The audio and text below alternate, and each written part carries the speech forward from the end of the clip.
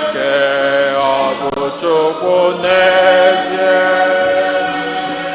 n'ezie n'ezie n'ezie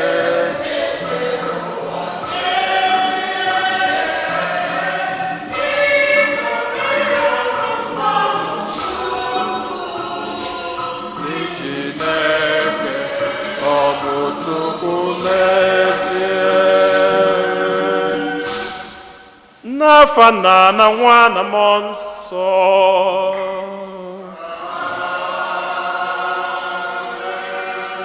Ka ngọzi nke Onyenwe anyị Jesu Kristi na ịhụnanya nke Chukwu Nna na ịdịkọ n'otu nke Mmụọ Nsọ na-enye dịrị unu niile.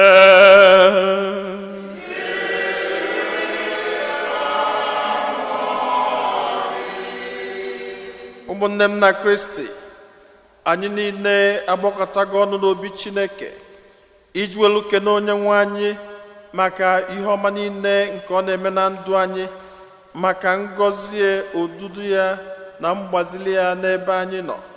Tatakwazi ka ụka na-azọbanye ụkwụ n'oge a na-echeta nkwado maka ọmụmụ nke dị nwe anyị Jesu Kristi a na-akpọ Advent. Tata bụkwazi mbido afọ nke ụka. N'abalị masị anyị niile nọ n'ụlọ ụka nụnwa, Happy New Year. Ka anyị niile welụzie obi anyị niile, ebumnobi anyị niile ranye Chineke n'aka, ka anyị chetakwazi ụmụnne anyị niile ndị ga-eme njem na Krismas nụnwa, ka Chineke duo ha n'okporo ụzọ niile. Anyị na-echetakwazi nwanne anyị nwoke onye nke nọ na nnukwu nyanya okike Nwankwọ, na-ayọ ka Chineke bịa nọnyere ya nye ọgwụgwọ nsọ, ka ebumnobi Chineke mejupụta na ndụ ya. Anyị na-echetakwazi nwanne anyị Ndubuisi Ibe, na-ayọkwazi ọgwụgwọ nsọ nke si n'aka Chineke abịa. Na jamasị nụnwa na-erinyekwazi ya n'ụzọ pụrụ iche maka ezumike mkpụrụ obi ime Okeke. Ndị Charismatic Prayer Group na-erinyekwazi masị nụnwa maka ebumnobi ha na nchekwaba nke ndị otu ha niile. Ka anyị natazi isi ana runye Chineke ebumnobi ndị ọzọ.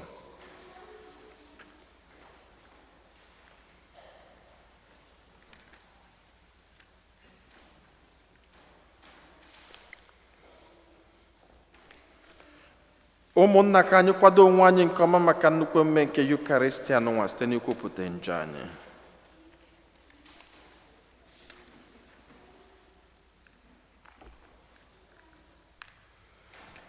Ekwupụta m ngwa Chineke ji ike niile.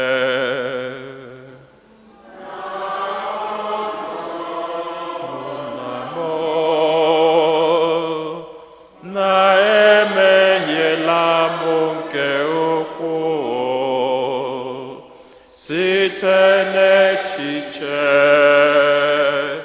na okwu n'omume, na site n'ịrapụ ezi omume kwesịrị na m ga-eme, site na mmehie m, site na mmehie m, site na mmehie m nke kasịrị ukwuu, nye ka m dayọ. Maria dị ngọzi, Virgin ọbụ, na ndị mmụọ ọma na ndị nsọ niile, na unu ụmụnna m, ka unu rịọbara m sebụwa Chukwu anyị ayịyọ. Ka Chineke ji ike niile mere anyị ebere, gbaghara anyị njọ anyị, duru anyị na ndụ ebighị.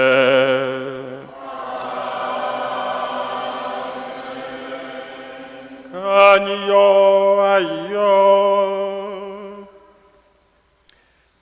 Chineke ji ike niile, biko mụbaa ike ezi omume nke ndị kwerenụ mgbe Kristi onye nzọpụta anyị ga-abịa, ka anyị were obi na-anụ ọkụ na ezi ọrụ nabata ya, ka anyị bụ ndị idoro nsọ nweta ọnọdụ kwesịrị ekwesị n'aka nri Kristi na alaeze eluigwe.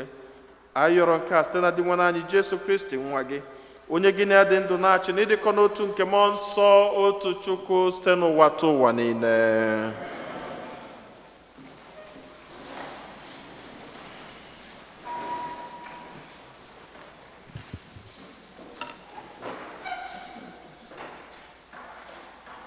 Ihe ọgụgụ ewetara n'akwụkwọ Aịzaya onye amụma. Onye nwe anyị, ị bụ nna anyị, onye nzọpụta anyị bụ aha ochie gị. Onye nwe anyị, gịnị kpatara ijiri hapụ ka anyị na-agaghị eri, na-ahapụkwa ụzọ gị? Gịnị kpatara ijiri hapụ ka anyị kpọchie obi, ghara ịtụrụ gị egwu? Kpọghachi anyị azụ, n'ihi na ụmụ odibo gị na agbụrụ ahụ ị họrọ ka ha bụrụ ndị nke gị. Ewoo, ọ ga-aka mma ma a sị gị tiwa eluigwe gbadata, ka ugwu ukwu gbazie n'ihu gị, ka ha hụ ihe na-emeghị mbụ, nụ ihe na-emebeghị mbụ, anya anụbeghị, ntị anụbeghị, na-eme ka na-enwere chi dịka gị, onye na-arụ ọrụ ebube maka ndị tụkwasara ya obi.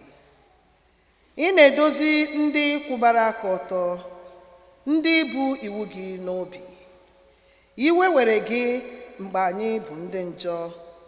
O teela anyị nupụrụ gị isi. Anyị dum dị ka ndị rụrụ arụ. Ịkwụba aka ọtọ anyị ahụ dị ka nkịrịnka akwa ruru unyi. Anyị dum akpafuola, anyị dum akpọnwụọla ka ahịhịa. Mmehie anyị na-ebugharị anyị ka ikuku.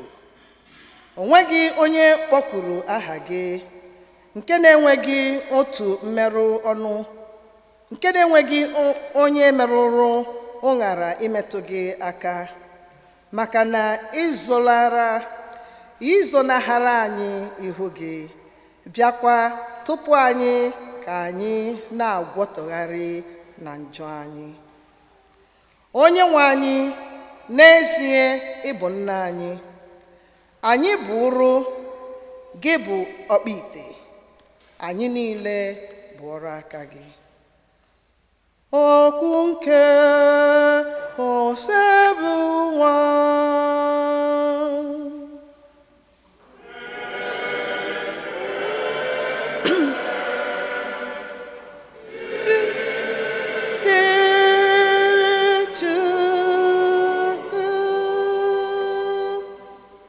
Chineke nke igwe ndị agha, kpọchie anyị azụ, mee ka ihu gị chakwasị anyị, ka anyị wee nweta nzọpụta.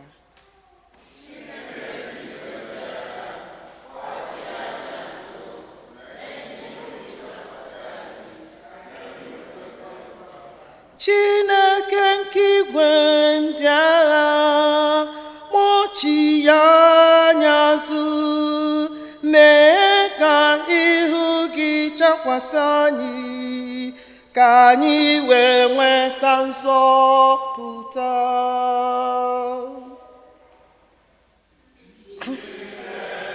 Ka igwe ndị agha kpọchie anyị azụ, mee ka ihu gị chakwasị anyị, ka anyị wee nweta nzọpụta.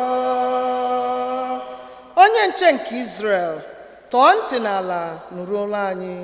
si n'oche eze ebe iji ndụ mmụọ ọma gbakwasị ụkwụ chawapụta, kpọlite ike gị, bịa zọpụta anyị. Chineke nke igwe ndị agha, kpọchi ya n'azụ, mee ka ihu gị chakwasị anyị, ka anyị wee nweta nzọpụta. Chineke nke igwe ndị agha, anyị na-arịọ gị, chee anyị ihu ọzọkwa, si n'eluigwe ledata anya n'ala ka ịhụ.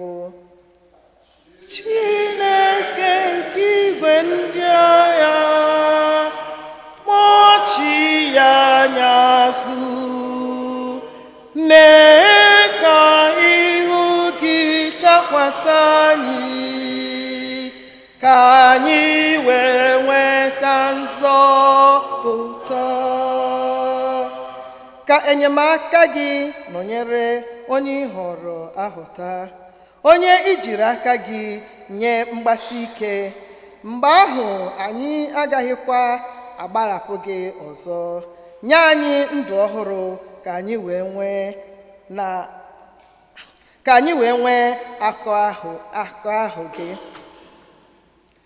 Chineke nke igwe ndị agha, kpọchi ya n'azụ, ka anyị gaa ihu gị chakwasị anyị, ka anyị wee nweta nzọpụta.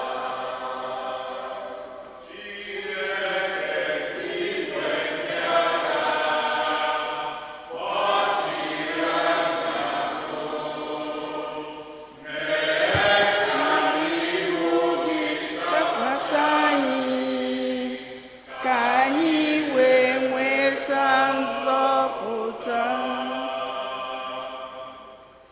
ihe ọgụgụ ewetara n'akwụkwọ ozi Pọl dị nsọ degara ndị Kọrint.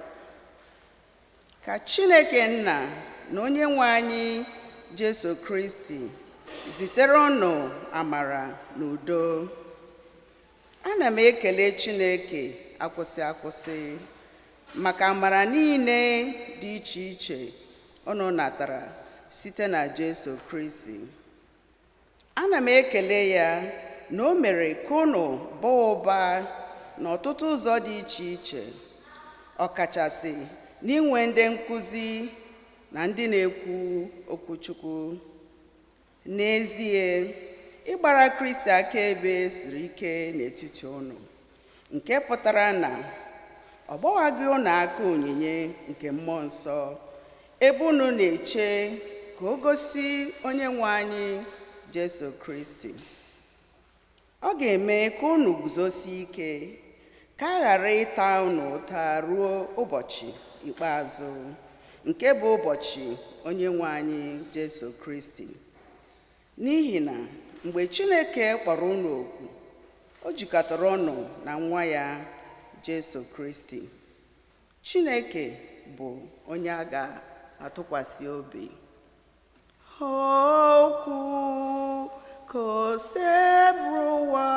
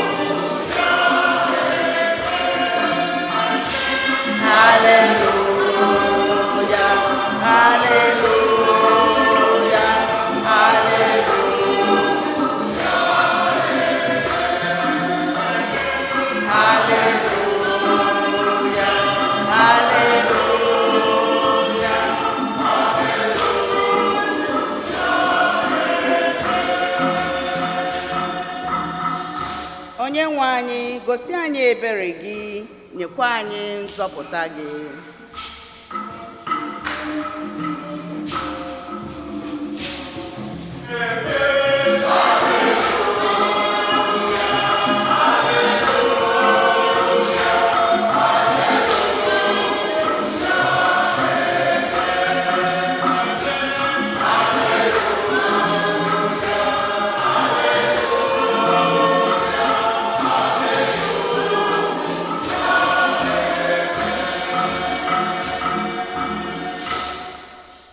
onye nwe anyị nọnyelu ụlọ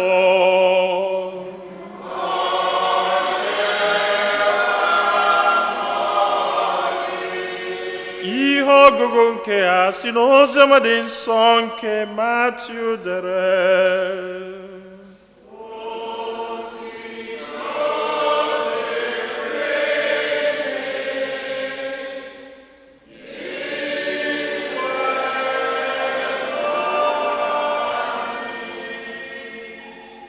Jesu gwara ụmụazụ ya sị, na-echenu nche, mụrụ n'anya, n'ihi na unu amaghị mgbe oge ahụ ga-abụ.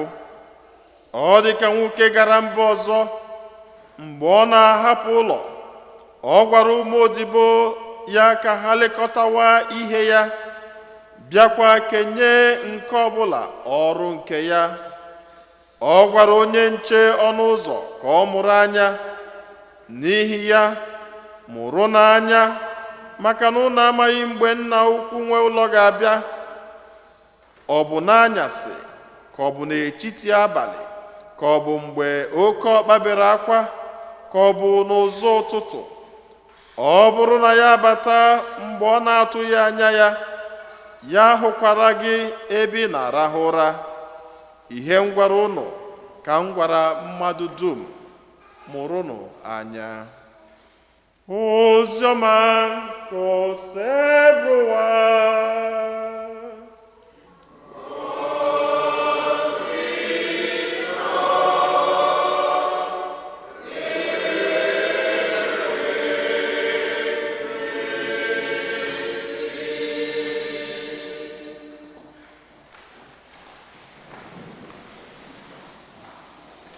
Amen. Otuto dịrịnụ Jesu. Onye jisi ike. Unu na-amaka tata. Dr. Nna, ịbụ na ndị beri na unu ha pụtara apụta tata. Agba ndị kwadosiri ike. Yeah, because that even though we are few in the church, but the voice is vibrating, which is beautiful. Aka mara mma ka m ga-akụrụ gị Chineke mụọ. Aka mara mma ka m ga-akụrụ gị onye na-eme mma. Kụbara ya aka mara mma. Kụbara ya aka mara mma. Kụbara ya aka mara mma. Kụbara ya aka mara mma. Kụbara ya aka mara mma. Kụbara ya aka mara mma. Egwu mara mma ka m ga-agbara gị Chineke mụọ. Egwu mara mma ka m ga-agbara gị onye na-eme mma. Babara yego maramba, babara yego maramba, babara yego maramba, babara yego maramba. Ukwe maramba ka m ga-ekwere gị Chineke mụọ. Ukwe mara mma ka ị ga-ekwere gị onye na-eme mma. Kwebere ya ukwe mara mma. Kwebere ya ukwe mara mma. Kwebere ya ukwe mara mma. Kwebere ya ukwe mara mma. aka mara mma ka anyị ga-akụrụ gị Chineke mụọ. Aka mara mma ka anyị ga-akụrụ onye na-eme mma. Kụbara ya aka mara mma. Kụbara ya aka mara mma. Kụbara ya aka mara mma. Kụbara ya aka mara mma. Kụbara ya aka mara mma. Kụbara ya aka mara mma. Kụbara ya aka mara mma. Kụbara ya aka mara mma. Kụbara ya aka mara mma. Kụbara ya aka mara mma. Aka mara mma. Amen. Dịka m si kwu na mbido Mass, tata bụ mbido afọ nke ụka. Unu n'anya unu ga-afụ na egwu chenjiri echenji. Unu nene ka ọlta dị. Unu afụ na enwere ihe dị iche. Ọ bụrụ etu a ka ọ dị last week. Unu nene kwuo akwa m yi. Unu afụ na enwere ka akwa dị. Ọ bụrụ white, ọ bụrụ green. Anyị ihe o gosiri bụ na enwere ihe dị iche. Na-ebugharị gị egwu. Anụ ka ma ihe hinne. Because at every point in time in the life of the church, enwere ihe ha na-achọ ka anyị mụta. Enwere ebe ha na-achọkwu ka uche anyị na-eje. Maka na nke anyị ji bụrụ mmadụ, ị nwere ike ịgụcha akwụkwọ niile nọ n'ụwa. Mana most times, if they don't refresh your mind, ichefuo ụfọdụ. Etu a ka ọ dị, ụfọdụ n'ime anyị bụ melonursing, ma ndị bụ doctor, ma ndị bụ lawyer. If you don't go back to your book, sometimes, ichefuo ọtụtụ ihe ịma. Ọha ka ụka na-eme mgbe ọbụla bụ mgbe ha ewepụtala anyị ọnọdụ ga-enwe ike remind anyị who we are and where we are going. And so na anyị azọbatago ụkwụ na a season ụka na-akpọ Advent season. Advent season. And so it is the beginning of the year of the church. It is different from the beginning of the civil society. It is the beginning of the year of the church. Na bad masikwo onye ọbụla ọzọ, Happy New Year.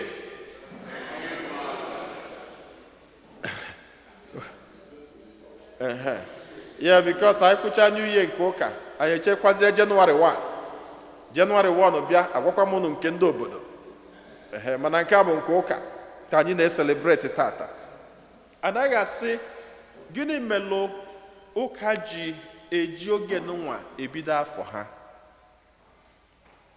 Ihe ụka ji eji oge nwa ebido afọ ha bụ na mbido nzọpụta mụ na gị si n'aka ofu onye. Anụ ofu onye ahụ ka anyị na-akwado nyanwe ịzọbata ụkwụ n'ụwa anụnwa welu zọpụta mụ na gị. And so if our beginning starts from him, then every bit of our life will start from him. Onye mere ụka ji eji Advent welu ebido afọ ha in expectation of the greatest blessing na-abịala anyị bụ ọmụmụ nke onye nzọpụta. Mgbe ọbụla anyị na-akwado ihe, whenever we are expecting something good, ka m use ihe dị ka ịmụ nwa, a na-akwado nkwado pụrụ iche. Na be anyị, ịfụ nwaanyị dị ime, adịghị na adịm ime ebe a, ọnọdụ onye ọ nọ ebe a mere onye ọ na-akpọ akpọ, ịdịra ime, you on your own. If you don't get up, you don't get up. If you don't sit down, you don't sit down. Mana na be anyị, enwe ka esi apa nwaanyị dị ime. Even ọ na-agagodi ije, ọ na-aga ka a ga-asị na ya nwụọ n'ụtụtụ echi. A na-ebu ka a na-ebu ndị mmadụ nekata ya sị ha agadi ọta ka ezi na-efe aka maka o bu ibu a na-akpakwa ya na-eji na-akụli a na-akwado a na-akwado ife ebe a ga na-akwadie even mgbe ụfọdụ enwere ike odobe ụkwụ na tebụl ọsị die bịa dozibie ụkwụ, nwoke dozikata ọnọkata ọsị ya mba na ọ bụrụ na ọ da-emechi ọfụma ya si ebe a, nwoke esikwa ebe a, anọkata asị ya sikwa etu a, nwoke esi etu a, anọkata asị ya na enwe ka ọnụ si atụ ya, anọkata asị na enwe ka ọnụ si atụ ya na ọnụ dị ka ọ na-enyu enu ya jee mee nke a, nwoke agbapụkwa ọsọ bifo ị na-eweta ụtazi na ụmụ ihe a na-agwọkọcha agwọkọ bifo ị na-eweta otu ọsị gị mba na ọ bụ nke a ka ya chọọ gị jee metakwa nke ọzọ ịgbapụkwa ọsọ.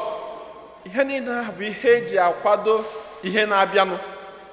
And then ịbịakwa a na-edozi ụlọ, abịa na-epentigharị ebe nwa ọfụ ga-abata, gote ma bed ọfụ, na-edozi ihe niile nwayọọ nwayọọ maka nnukwu ihe ọma na-abịa. Olukwa n'oge ịmụ nwa ahụ, ụfọdụ mgbe ahụ ọ bụrụ onye na-achọ nwoke ka ọ na-achọ, ọbịa ọ na-ege akwa ada agba ma ọ bụrụ nwoke bụrụ nwaanyị, a na-ego ụmụ akwa unisex, na-akwado ụdị different preparations here and there. Kedu ihe eji akwado etu ahụ? Maka na ihe ọma na-achị bata n'ezinụlọ. Another thing a na-egokwa ndị be anyị ada echefu bụ powder white. Egote powder white dobe, ịbatara anụ ụlọ ahụ kpam, ineta nwa, inetachara ya dozie tiecha ihe eji eneta nwa, enye gị powder white ịyọlụ ya itere ya n'ihu, so that ị pụtara onye ọ na-afụra gị ha ga-ama bụ na ije zute ihe ọma. Ha niile bụrụ nkwado a na-akwado maka ihe ọma na-abịa. N'ịbịakwa na America, the other day I jelu some restaurant na by Cross Bay. Ịgbafeta n'ebe ahụ n'abalị, beautify chaga ebe niile, ọkụ Christmas, buildings, even the road etiesigo ọkụ ebe niile na-shine. Ihe niile abụọ ọmalịcha ihe, mana ụka na-asị anyị na nkwado niile anyị na-akwado amaka, mana ọ bụrụ sọsọ nkwado nke anụ arụ ka anyị ga na-eme gịnị ka anyị ga na-akwado, na ka anyị na-akwado nke anụ arụ ka anyị ga na-eme gịnị ka anyị ga na-akwadokwazi nke mmụọ, na ha na-abụ na-aga side by side. Ama n'ọtụtụ n'ime anyị ndị ga-ezije ego Nigeria, ezijego ego rice, ndị ga-eme donation, a na-eme, a na-agbani, ọ na-atrai, even a na-agwa gị na time adị ọzọkwa gị weta ọsịsọ bụ ife ahịa na-ekwo ekwo, ị na-esendị ka obodo na-function, ka onye ọna na-eli nri, ndị ga-enye ụmụnna ha nri esendigo ka ụmụnna wee na-enwe aṅụrị na ncheta nke gị, esetụ ha na-emie. Ọha niile bụ nkwado a na-eme, mana ka a na-akwado ihe niile ndị ma Cyber Friday ma Cyber Monday ma whatever, a na-ekpoku ya na paaki, ma ndị a ga-eyi eyi ma ndị ama eyi eyi ma ndị ama amazi ebe ọ dị. After 3-5 years ijezi esi o dịka ọ gị nwere akwa, ha ncha niile a na-apaaki ya, ha niile nke ọ na-eki. But n'ihe ndị a niile ha dịcha mma, mana ụka na-asị na anyị ama atọzi ebe anyị na-atụtụ mkpọmkpọ na mkpọmkpọ chefuo obi anyị, na nkwado nke obi anyị dịkwazi mkpa etu nkwado nke anụ arụ anyị si dị mkpa. Nso na oge n'ụwa anya mere o ji esi anyị onye ọbụla mụrụ anya ka o wee rapụ ịbịakwute anyị na gịnị na mberede. Anyị mụrụ anya ka ọ rapụ ịbịakwute anyị na mberede. Nkedu etu ị ga-esi wee mụrụ anya ahụ ka ọ rapụ ịbịakwute gị na mberede? Ịkwado nkwado nke obi gị, ịkwado nkwado nke obi gị, very very important. This season of Advent, and by every family, we'll put on one day for family retreat. Just one day. I will go the one weekend, or one evening, any day, all the possible, no need no corner. We'll put on for family retreat. Inene umoge, kankonye neme, ka ihe ọgụgụ a ga-agụrụ ya ụbọchị ahụ ga-akụzilie ihe. Ana onye ọbụla mee retreat ahụ, nne kụzie nke ụmụ ya megịnị kụzie nke ha. Onye ọbụla ga-ebie ntị, nye abụzi na sọsọ mama a na-ekwu ma papa na-eme gịnị a na-ekwu, mama kwuo, papa kwuo, ụmụaka mekwuo gịnị kwuo nke ha. Let there be family retreat, all part of preparation for this Advent. Part. Okay, one. Then number 2, season of Advent bụkwa season na anyị eje nkwupụta. So many of us for donkey years a na-eje nkwupụta. Anyị na-anala olu nsọ na-amụrị ọ na-aga. Ụfọdụ a convince gokwu onwe ha na ije nkwupụta na ọ bụrụ ya. Mana o doro m anya na we can never, ọ bụrụ na Pope bụ onye nkụzi ụka na-eje nkwupụta, Bishop bụ onye nkụzi ụka na-eje nkwupụta, ọ bụrụzie ndị a na-akụziri akụzi si na na-eme gịnị na na-aghọrị ha aghọrị, ịbụ na enwe ka ọ dị. Maka na Pope na-eje nkwupụta, Bishop na-eje nkwupụta, Fada na-eje nkwupụta, ngwanụ na ebe m na-eje nke m ka m gbarụ na ọ dị mma. Enwere Passionist Center dị na Ada Egerton by Hillside. Passionist Center, ọ dị ka obere monastery. It's a very beautiful place. Ije ebe ahụ ọ na-enwe serenity. Ha na-aka mass na 12, ha na-akakwa in the morning, sometimes ha ka in the evening. You drive into that place. Ha na-enwe ndị Father Passionist priests. All have a confession. Just walk in. Tell them this is what you want. They provide it for you. Each up on a call. What the by Hillside even? At Hillside and not up to Douglaston, just Hillside here. 170, something like that. Walk into that place. Go there because I need just say with the serenity of that environment, you feel so good. You feel so good. You feel welcomed by God. Because sometimes we pack up a lot of things and it doesn't matter.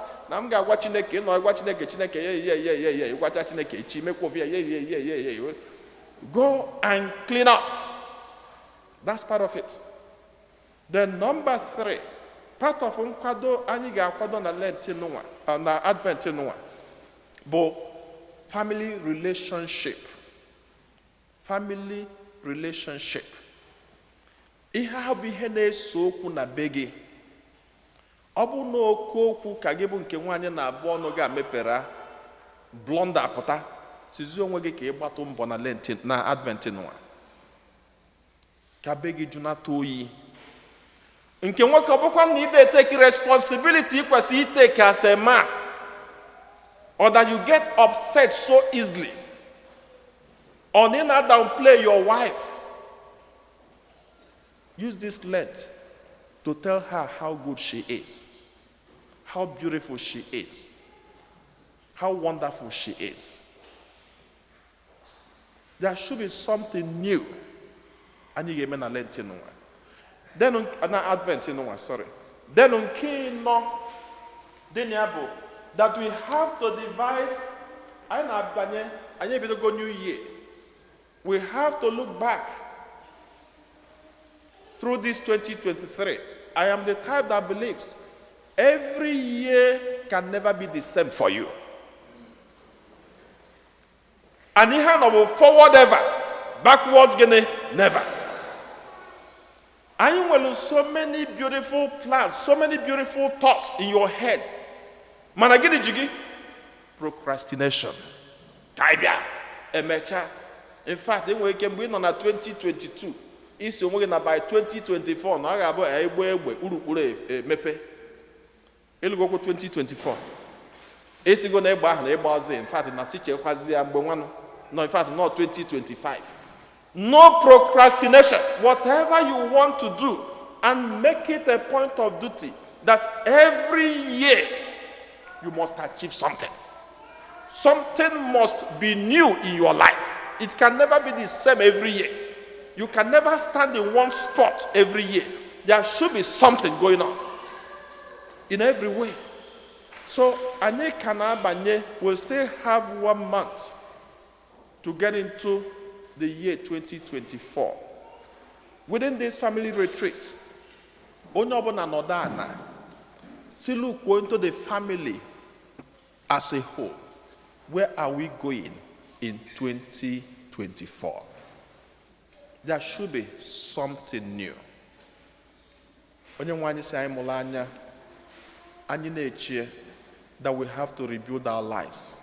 Ka Chineke nọnyere anyị ka advent n'ụwa mịta nnukwu mkpụrụ na ndụ anyị niile site na Kristi Onyenwe anyị.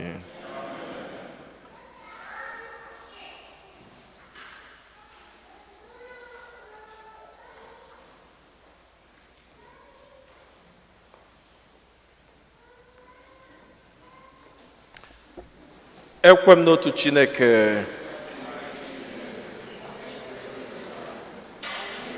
ahụ anya na ndị anaghị ahụ anya, ya na otu Onyenwe anyị Jesu Kristi, so otu nwa Chineke mụrụ, nna mụrụ tupu ụwa tụọ ụwa niile, Chukwu si na Chukwu, ihe si n'ihe, ezi Chukwu si na ezi Chukwu, a mụrụ ya amụ, emeghị ya eme, ya na nna bụ otu ihe n'ihe a ji bụrụ Chukwu, onye si na ya mee ihe dum, onye maka ihe anyị bụ mmadụ na maka ihe nzọpụta anyị si n'eluigwe gbadata, na Virgin Maria, site na mmụọ nsọ ọ bụrụ mmadụ, abịa kpọgbuo ya n'obe n'ihi anyị n'oge ọchịchị Pontius Pilate, ọ taa afụfụ, ọ nwụọ, enye ya, o bilitere n'ụbọchị nke atọ ka akwụkwọ nsọ siri kwuo, ọ rọgoro n'eluigwe, nọdụ n'aka nne Chukwu, ọ ga-abịaghachi ọzọ n'ebube ya ikpe ndị dị ndụ na ndị nwụrụ anwụ ikpe, onye ọchịchị ya na-enweghị njedebe.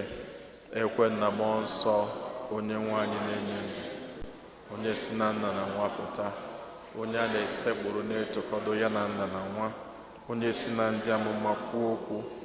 Ekwe m n'otu nzukọ nsọ Katọlik na Apọstọlik, ekwupụta m otu baptizim nke mgbaghara njọ, ga-atụ anya mbilite n'ọnwụ ndị nwụrụ anwụ na ndụ ụwa ga-abịanụ. Amen. Ekpere nke ndị kwelụnụ mmadụ ịtọ ga-edu anyị n'ekpere. Chineke onye fụrụ anyị n'anya, tata ka anyị na-azọbanye ụkwụ n'afọ ọfụ nke ụka gị, anyị na-achọ iwere ọtụtụ mkpa anyị, ebumnobi anyị niile gosipụta gị, anyị na-ayọ ka iche ntị ma nụrụ anyị ya anyị.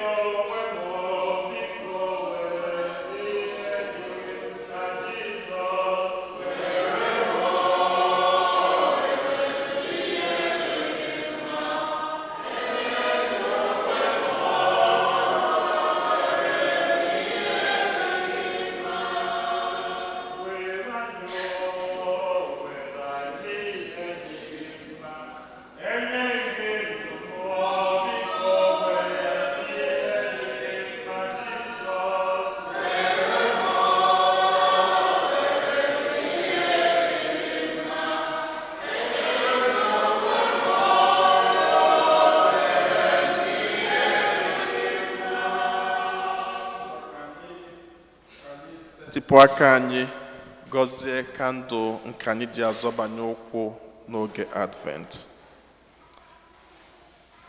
Lord God, your church joyfully awaits the coming of its Savior, who enlightens our hearts and dispels the darkness of ignorance and sin. Pour forth your blessing upon us as we light the candles of this rite. May their light reflect the splendor of Christ, who is Lord forever and ever.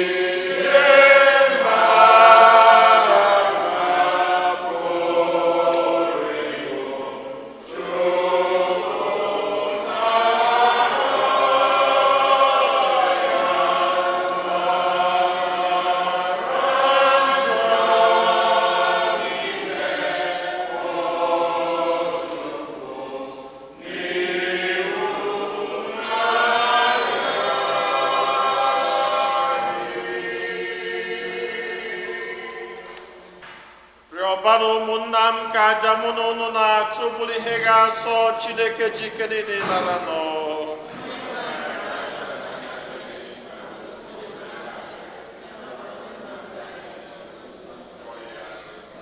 Onye nwe anyị, biko nara onyinye ndị a anyị sitere n'ihe ọma niile inyere anyị were butere gị, otu isi eme ka ofufe anyị na-efe gị n'elu ụwa ndị a dị ire. Mekwa ka anyị nweta ụgwọ nke nzọpụta ebighị ebi. Anyị yọrọ nke a site na Kristi onye nwe anyị. Onye nwe anyị nọ n'elu ụdọ.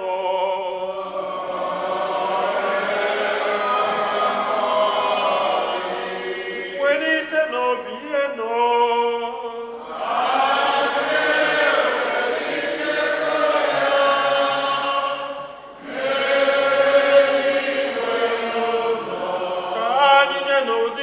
Chukwu anyị ekene.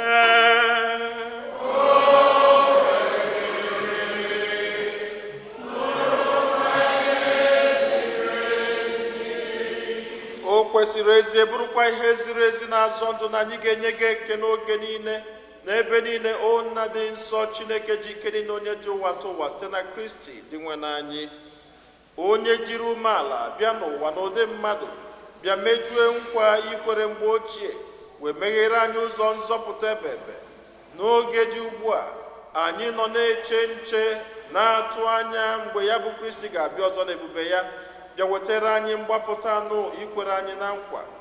N'ihi nke a, anyị na-eso igwe ndị mama niile nke n'igwe na-eto ebube gị oge niile n'ukwe na-ekwe.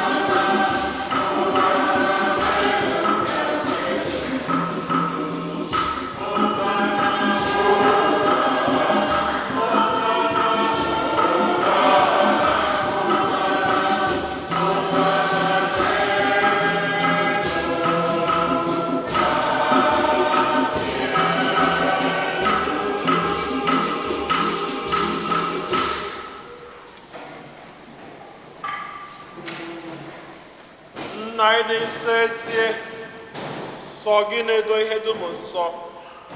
Anyị arịọ ka ido onyinye ndị a nsọ site erukwasa ha mmụọ gị, ka ha wee ghọrọ anyị arụ n'ọbara nke onye nwe anyị Jesu Kristi, onye bịara tupu edunye ya n'ọnwụ, nke o jiri aka ya wee nara. O were achịcha nye gị ekele na otito, nyawa ya nye ya ụmụazụ ya, sị, naranụ nke a, rienụ ya ọnụ niile, nke a bụ arụ m nke a ga-eduru nye maka ụlọ.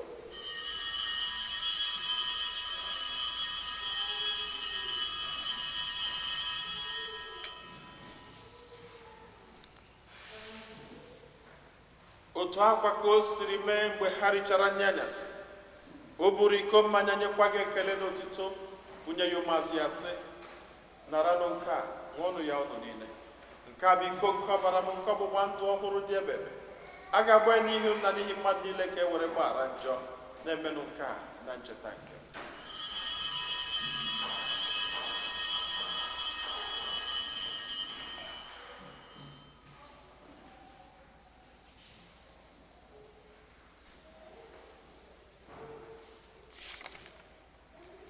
Ka anyị kwupụtanụ n'ihe omimi nke okwukwe anyị na-eme ugbu a.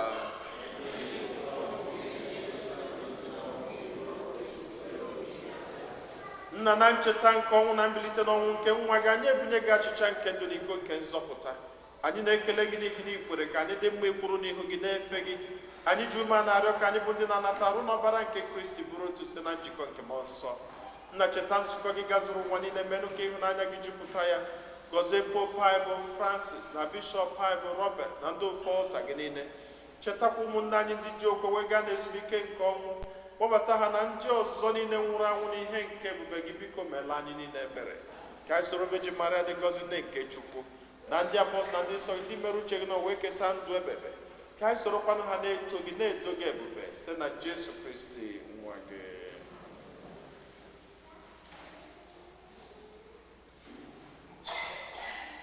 ihe niile kere eke na-eso ya bụ Kristi, na-esikwa n'ime ya na n'aka ya, na ịdịkọ n'otu nke mmụọ nsọ, na-enye gị bụ Chukwu nna ji ike niile, nsọpụrụ na otito niile, site n'ụwa tụ ụwa niile.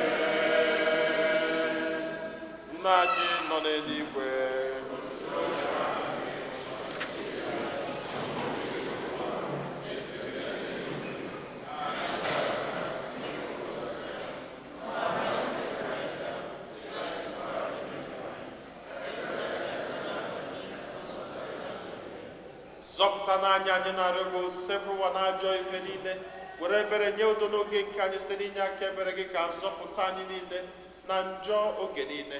Anyị ewerekwa n'ahụ nsogbu niile, were nchekwube dị nsọ na-atụ anya maka mbịaghachi nke onye nzọpụta anyị Jesu Kristi. Onye nwe anyị Jesu Kristi, onye gwara ndị apọstụl gị, udo ka m na-arapụrụ n'udo nke m ka m na-enye unu, elekwana anya na njọ anyị, kama lekwasị anya n'okwukwe nke nzukọ gị. Nye ya udo na-erikọ n'otu mgbe niile ka uche gị siri chọọ, gị bụ onye dị ndụ na-achị ebe ebe. Udo nke ose bụ ụwa dịrị unu mgbe niile.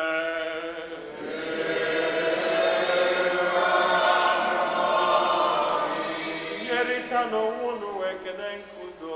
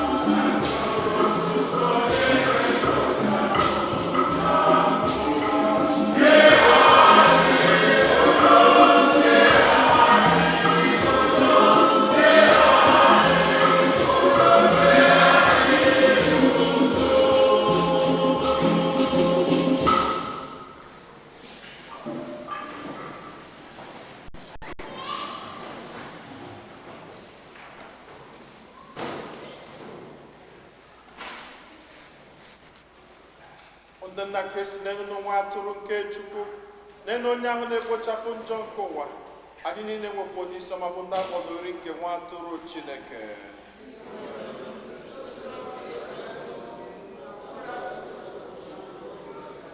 Ka arụ n'ọbara Kristi chekwaba anyị niile were na ndụ ebebe.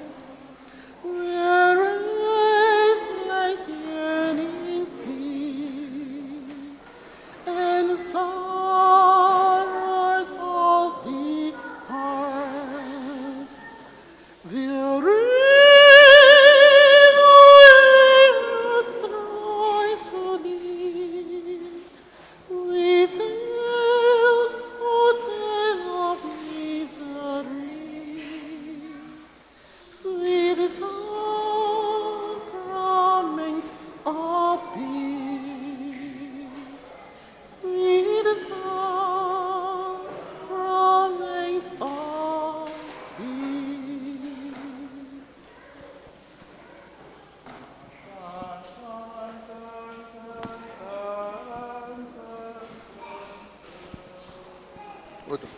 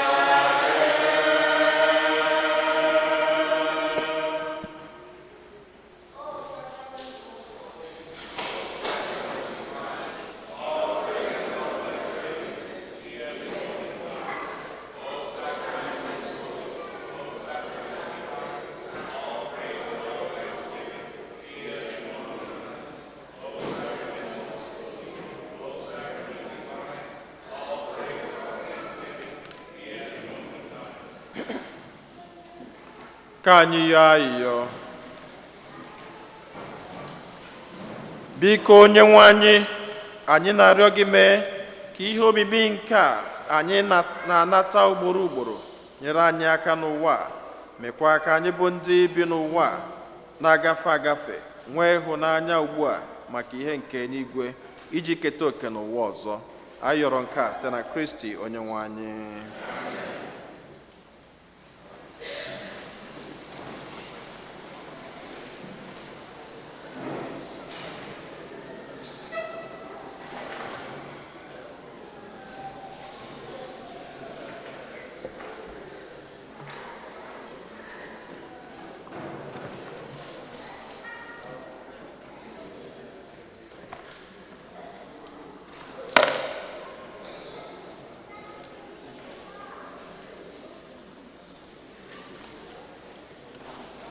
Otodri Jesu.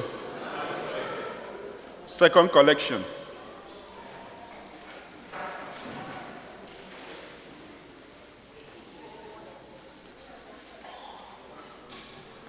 Amen. Anya bịawo Chineke nna, anya bịawo ikele gị.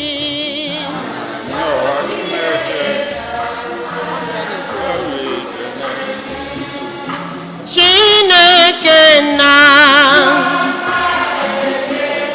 ezigbo Chineke nna, Chinyere anyị ndụ, o Chineme mma mma ekele, nna nara ekele, eze mụ nara otito, ezigbo Chineke nna, ezigbo Chinenye ọmụmụ, ezigbo Chinenye ndụmọ, o Chineke na mma ekele. Otodri Jesu. Ihe a ọkwa si na parish. The African community of St. Fortunata is happy to invite all parishioners and friends to their Advent retreat, Friday, December 8th, and Saturday, December 9th, from 6:30 p.m. to 9 p.m. via Zoom. You are also invited to the Mass in Thanksgiving on Sunday, December 10th at 9:15 a.m. to the children's Christmas party at 12 noon in the church basement. All are welcome. More details in the bulletin. The rosary is prayed every Sunday right after the 9:15 a.m. Mass in Spanish. You are welcome to join. If you would like to dedicate a lighted Christmas tree for your loved ones, living or deceased, please fill out the form in the bulletin before December 3rd. That's today. The donation is $30. Thank you. Next week, the second collection will be for Christmas Mass remembrance. We count on your generosity. Please support our giving trees. This year, we are donating toys and gift cards to Catholic Charities, Santa's Toy Shop, which is a model that provides needy parents with dignity to choose appropriate gifts for their children. Please take a paper ornament and buy the gift described on it. Please bring new items only, unwrapped and with the proper tag, and place them beside the altar, praying to Christ as you present him with your gift, and bring it back by Sunday, December 10th, so that we can deliver them before Christmas. On December 12th, we celebrate the Virgin of Guadalupe. We invite everyone to join this celebration. We will start with the Rosary at 7 p.m., followed by Mass. You are welcome to join. Otodri Jesu. Tawo Oka, the first Sunday of the year, of the month. So, Mbosana Gozindine. So, in the choir.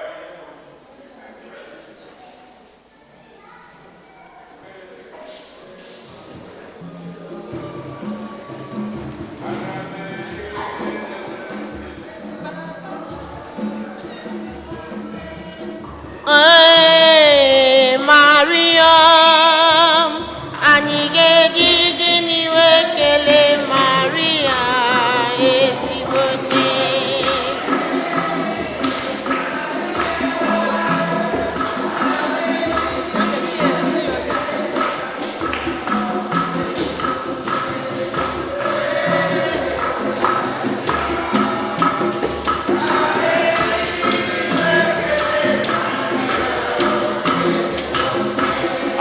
were nedema, ani were nedema, ani were nedema, nedema Virgin Maria.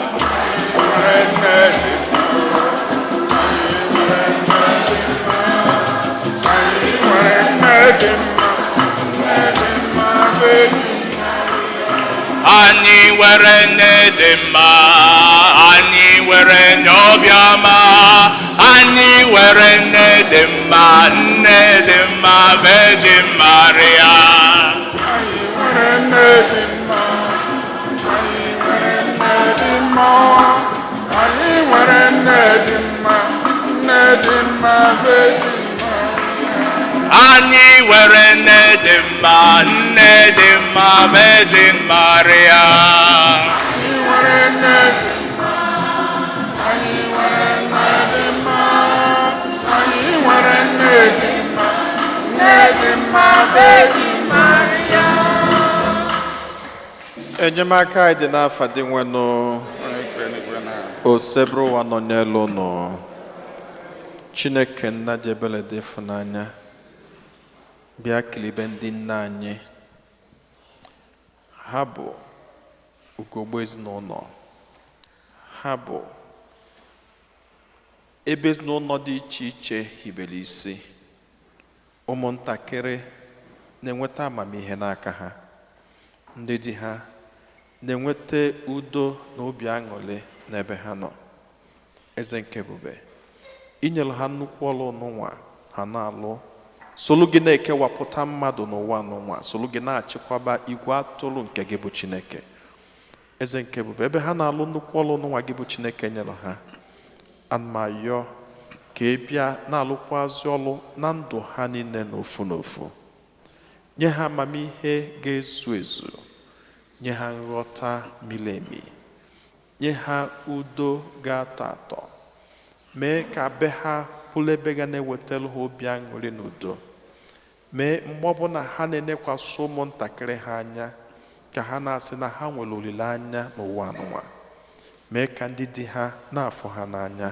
na-asọpụrụ ha na-edukwazi ha etu ha si kwesị idu ha ndị nọkwazi na nyanya nye ha ọgwụgwọ nsọ ndị nọ n'obi mgbawa bịa kasie ha obi ndị nwere ọtụtụ ihe ndị ọzọ ha na-achọ n'ụwa anụnwa ha kwenyere na ọ bụ naanị gị bụ Chineke pụrụ ime ya site na ekpere anyị na site na mbọ niile nke anyị gbago bido na Jenụwarị wee bata na Disemba anụnwa ka ị bịa mejupụta ihe ndị ahụ niile n'ofu n'ofu n'afa Jizọs Kraịst onye nwe anyị ka Chukwu jike niile efula anyị n'anya gọzie unu nna na nwa na mmụọ nsọ Ọ bụ onye na-aza anama, ọ bụ onye na-aza mama, mama ihe gị mma ka a ga-emere gị.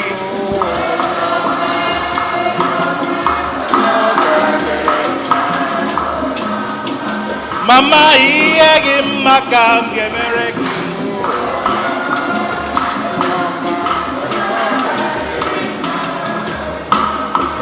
Mama ihe gị mma ka a ga-emere gị. Onye ọma onye ọ na-adịrị mma onye ọma. Otodiri Jesu taa wụ Christmas party ndị St. Fortunata Community ọwụ ga anyị na-recognize ụmụ anyị in a special way ma kpụkwa onwe anyị ọbịa so agbasa mas ugbu a anyị ga-agbada na basement. We are all prepared. Ndị unu dịrị ozi adị ha na njikere. By your own effort, by your own generosity, we are prepared. So we thank you all. And I say, ekene dere